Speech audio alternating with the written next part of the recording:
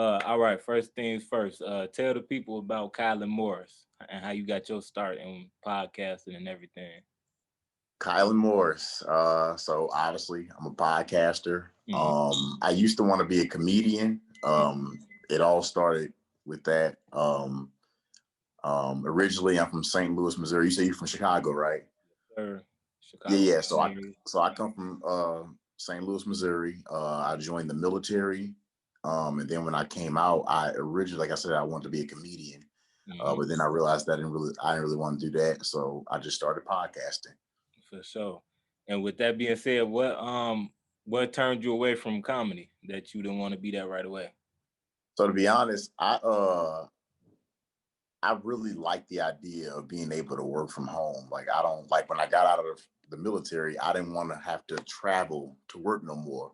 Right. So, if you're gonna be a comedian, you gotta be moving from city to city. I like being able to sit right here Mm-hmm. and just be able to entertain a bunch of people from my house. So that's really what made me want to be a podcaster over being a comedian.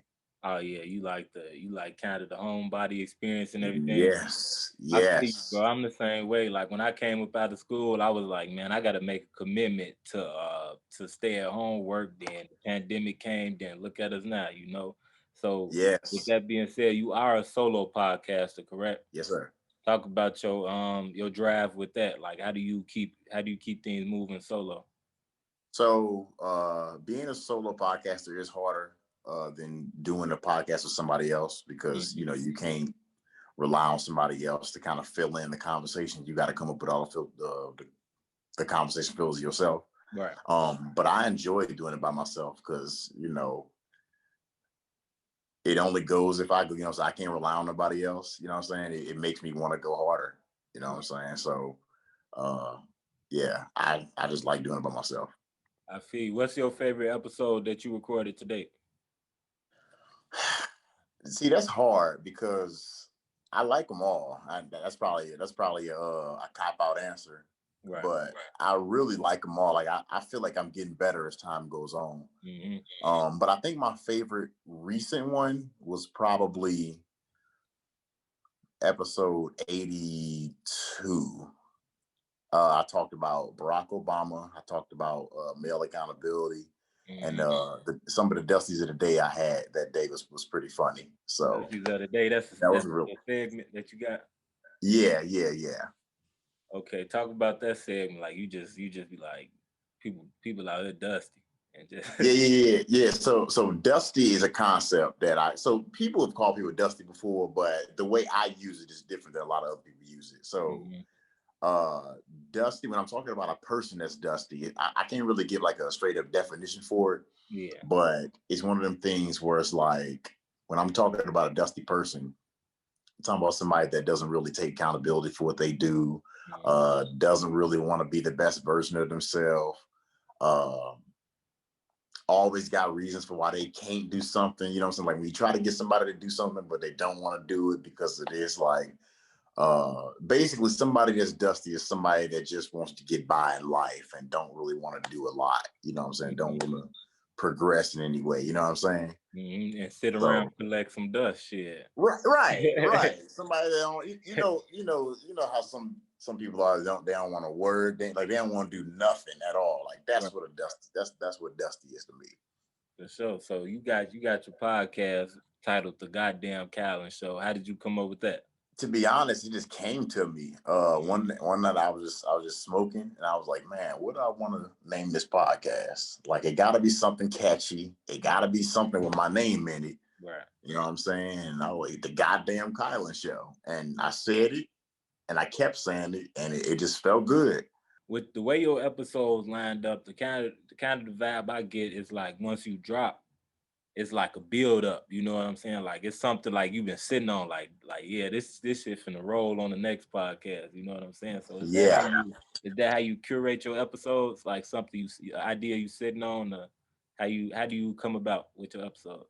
So I really do. I want it to be some kind of an anticipation for people that listen to me. Like I want people to be excited for what is he gonna talk about next? What does he think about this? What does he think about this? You know what I'm saying? Hmm. So I like for it to be a build up, like an anticipation a little bit. Oh yeah, for sure. And with that being said, do your crowd give you like good feedback on like topics you should talk about next, or you really take everything from yourself? Yeah, yeah. So at first I used to just do it on my own. I used to just go and see what I saw other people talking about, and I would just talk about what they was talking about. But Mm-hmm. I actually just opened up an advice column maybe a couple of weeks ago, Mm-hmm. and I got people sending me questions and advice and stuff they want me to talk about on the podcast, and so that's actually a segment that I just added to my show, and it's only made my show better. So yeah. Real talk about the demographic and the crowds that you reach the most with your show. So definitely black women. I would say is mostly who make up my crowd, but the men are coming Mm-hmm. because I think they're starting to realize that the women are listening Right. and they really enjoy the show. But I'm trying to get more men to come, but it's sometimes it's hard for me to get the men because they think that whenever I talk about relationships, they Mm-hmm. think that I'm just pandering. They think that I'm just they say simping.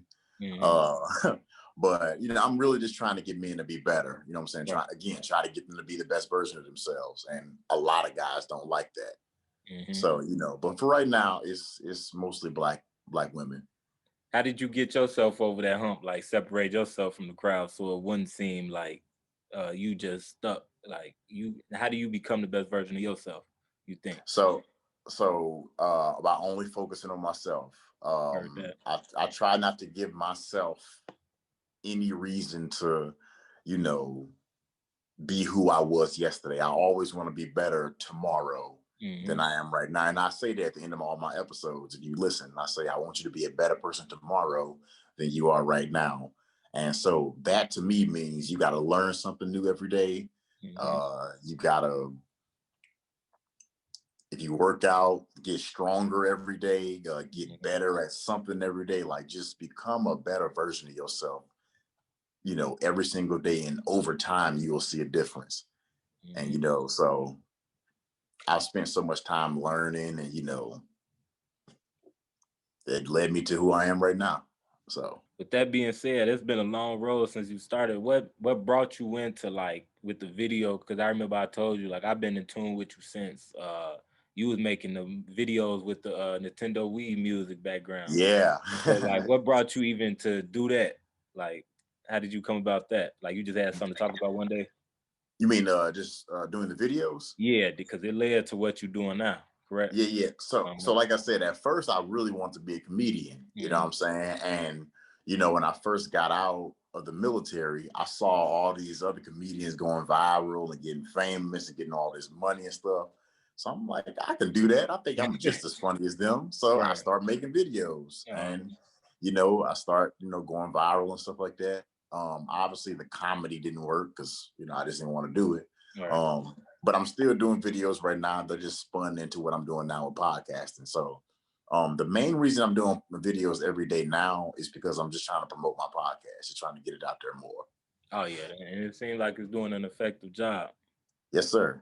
For real. So like say if somebody came up to you and was like, we want you to host this stand up on Netflix or something, or host something on Netflix, would you take it if it was comedy related?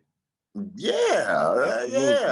yeah. Now I wouldn't be the stand up, you know what I'm Uh-huh. saying? Because like I said, I don't want to be known just for making people laugh. You know what I'm Right. saying? Right. I want to, help people find that motivation within themselves to, be the best version of who they are.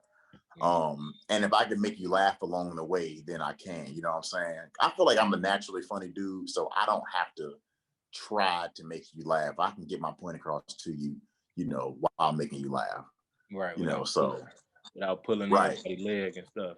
right. But hell yeah, I will host a comedy show. I think that would be fun. You know what Mhm. I'm saying?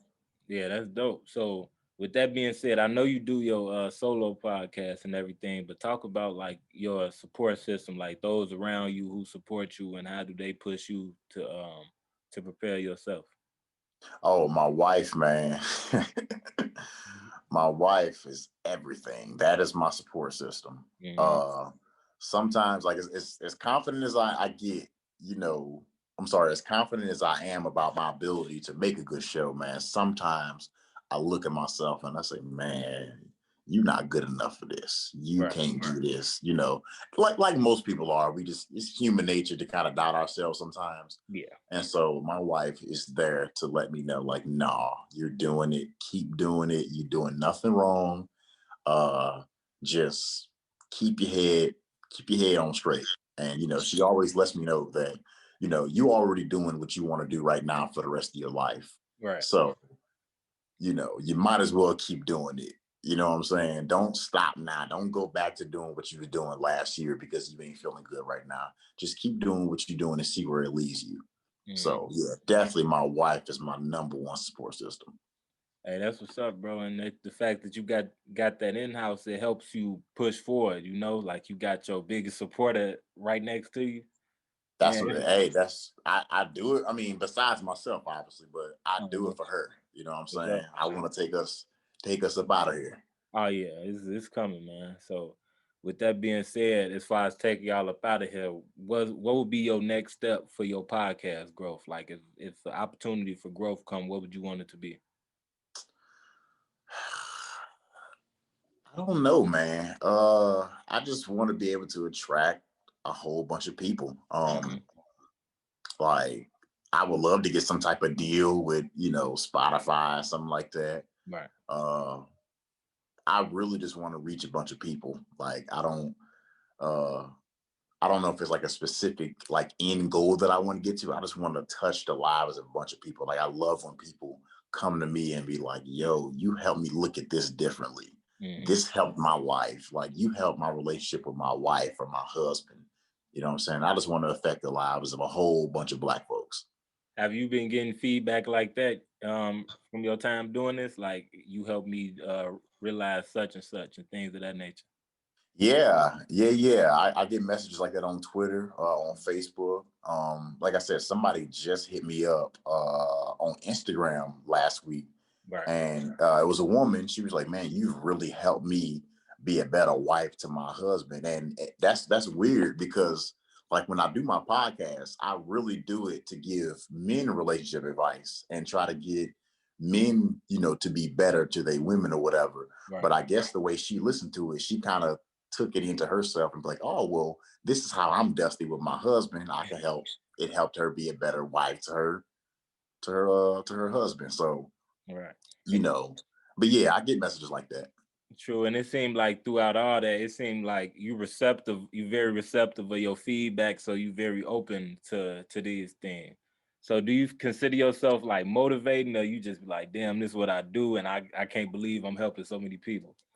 I think it's both. I think it's motivating. But again, it's like, man, I can't believe I'm helping people just by doing this, sitting right here in this chair that I'm in, Mm-hmm. talking to a microphone, and you know, like just changing lives just by telling people to be good people and stuff like that. So Oh yeah, that's dope. What's your early inspirations for podcasting? Like who were some of the people you looked into?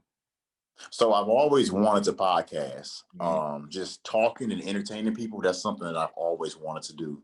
Right. But as far as just really making me want to do it, it was definitely Joe Budden and Joe Rogan. Right. Because I didn't know you could make the kind of money from podcasting until I saw them get the deals that they got. So So I've always wanted to do it, but when I saw how much money they was getting from Spotify, I was like, that's where I need to be. they tore down a lot of doors for podcasting too. Yeah. Make stuff easier for people, you know what I'm saying? People like me and you. So if Yes, you were sir. ever to meet them, would you want to collab with a Joe Rogan or a Joe Budden? I wouldn't mind. I would definitely love to be able to get behind a microphone and talk to those guys, and they could probably teach me some stuff about it. So about the industry. Most So definitely. yeah, absolutely. Yeah, that'd be dope. What are two things you want to incorporate in your podcast moving forward? Like two things you want to be a little more open about on the show, or two things you want to Mm, introduce, I would say. I don't know. I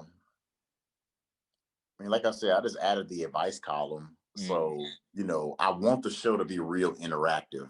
right. In the past, I wanted to do like a call-in show. Yeah. So that's something that I'm still open to. But overall, I really just want the show to be just as interactive as possible. I want the people that listen to it to really feel like they're a part of it. And when I'm talking to people, I want them to feel like I'm talking, actually to them and not down to them or, at them. Like I want them to feel like it's a friendly one-on-one conversation between me and the audience. Right. I feel like with your content and with you speaking on that, I feel like that's something like you got the type of stuff you gonna be you when it comes to the viewer, but the viewer gotta be themselves to receive it. They can't put up on the wall like, what is the dude even sitting there talking about? What is he even trying to tell me? So Right. I feel like you gotta drop the act and actually listen to what you're saying. Cause you say some stuff, even the things that don't got much to do with me, I still feel it. I feel like Right. you coming to people trying to teach them and trying to make them understand from a different perspective. Yes, And sir. that goes a long way. So with that being said, where can you see yourself in 5 years with doing podcasting and doing the topics on Twitter and social media? 5 years, I Mhm. think the goddamn Kylan show is gonna be on top of the world. Like that. I see my podcast being in movies, TV shows. Mhm.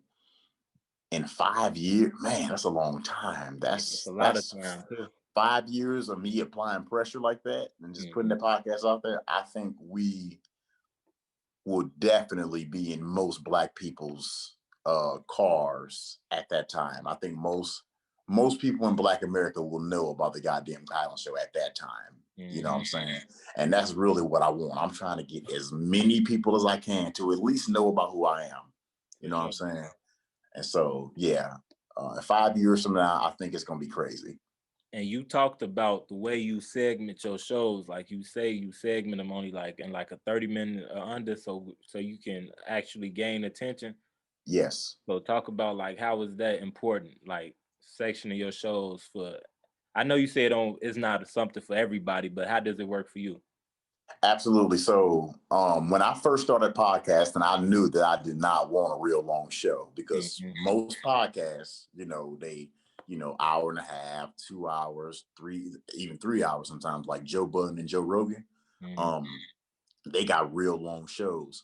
And when I first started listening to podcasts, I was like, man, I can't sit here and listen for 2 hours. I got shit to do. Right. You know what I'm saying? So I wanted to create content. I wanted to do podcasting, but I wanted to create content for people that, wanted to consume it, but they may not have all that time to listen to content.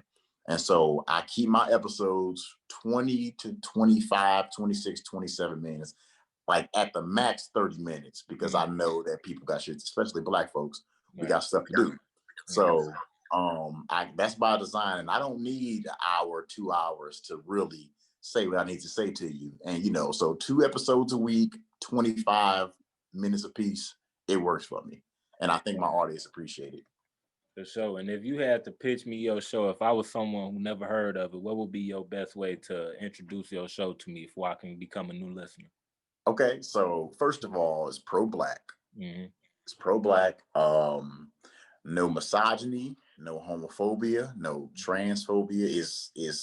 Is pro-Black, but it's progressive as Right. hell. You know what I'm saying? I want everybody that's Black to be able to come to the show and enjoy it without feeling like they're getting attacked or nothing like that. And that's For sure. everybody. That's for Black men, Black women, again, gay, straight, trans, all of that is progressive as hell. I want to bring us all forward together. So telling somebody that has never even heard about me before, it's a podcast that's short and it's pro-Black and it's progressive. For sure that. And with that being said, quickly tell the people where they can find your socials, they can find your podcast, they can find your podcast socials. Where can everybody get in tune with you at? Yes, sir. So my name is Kylan Morris. You can Mm-hmm. find me on Twitter at Kylan D. Morris. The Goddamn Kylan Show is on Twitter also at GotDamnKylan, GotDamnKylan. Mm-hmm. You can follow me on Instagram at Kylan Mother Effin Morris. So MUTHAFNMORRIS. Okay. And then also you can like my fan page on Facebook at the Goddamn Kylan Show. For sure. And with that being said, bro, appreciate you for wrapping up this interview with me, man. It was good chopping up with you. And best of luck to you in the future, bro. And I would love to see where you're gonna be at in 5 years with the podcast, because you going places, bro. Jimmy Sykes, I ain't never gonna forget about you, right? When somebody sure. asked me who was the first person to interview me, I'm gonna say it was Jimmy Sykes out of Chicago. For sure, I appreciate that, bro. We gonna be in Yes, tune. sir. I appreciate it. Thank you. No problem, bro. Have a good one.